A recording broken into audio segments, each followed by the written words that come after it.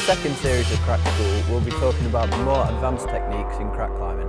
Hopefully since the first series of Crack School, you've had a chance to practice what you've learned and you're ready to move on to something new.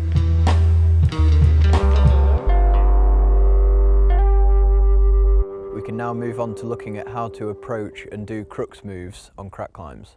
In the first episode of hand cracks, we showed you the basic orientation of the hands in the crack, with thumbs up and thumbs down. Also, this had an important relationship with whether we used a swimming technique of progressing or the hand over hand technique.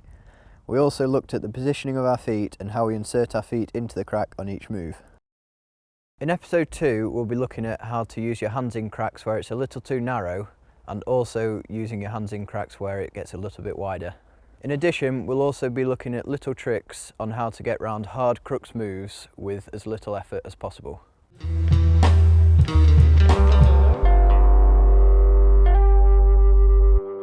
So once the crack becomes too thin, it's impossible to get your hands all the way in. I can't insert my hand up to my wrist and I can only get half my hand into the crack. As with these awkward sizes of crack, it's often tempting to try and lay back it, which isn't always the best solution.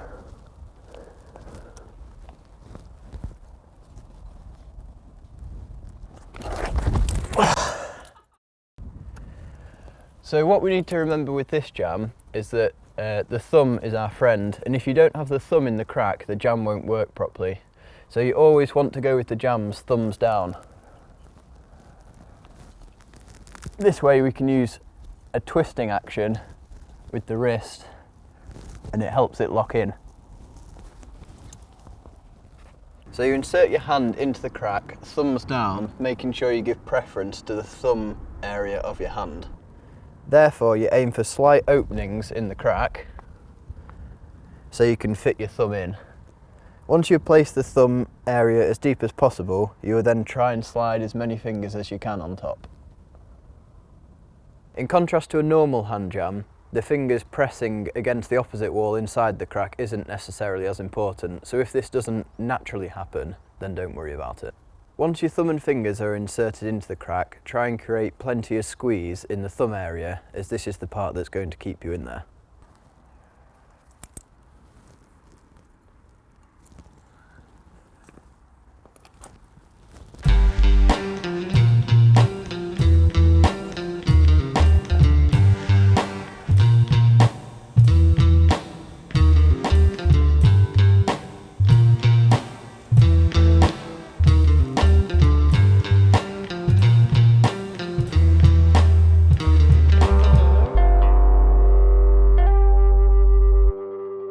One of the problems that we face when hand crack gets a little bit too wide for normal hand jams is that the action of the thumb in the crack no longer creates an adequate spacer for the hands, so that when we place our hands in the crack and we tuck our thumbs in, it's still slipping through that crack. The only real way we have of compensating for this is to use what we call a cupped hand jam.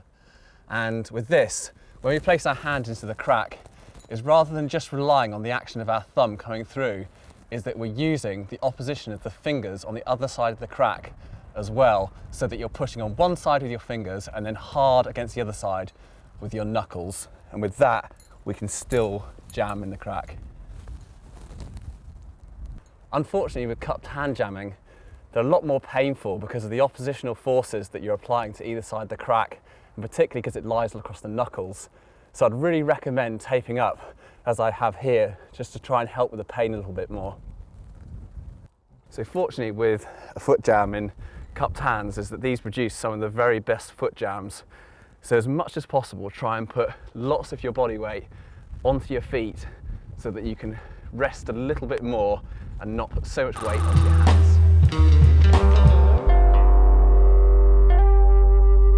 As with all cracks, the size of your hands really affects the way in which you climb them.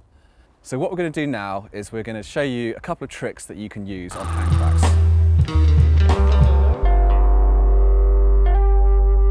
As I previously mentioned, cupped hand jamming can get pretty strenuous once you've had a long continuous section of it.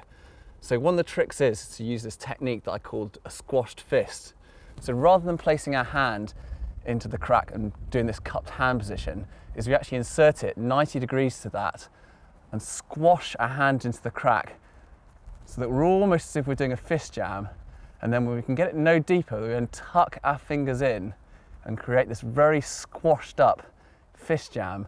And this can be used to get some kind of respite from a cupped hand section.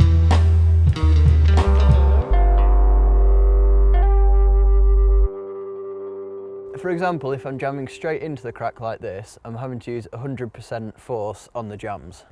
However, if I twist my body to the side of the crack, then my hands and wrists come against the side, creating more of a mechanical advantage.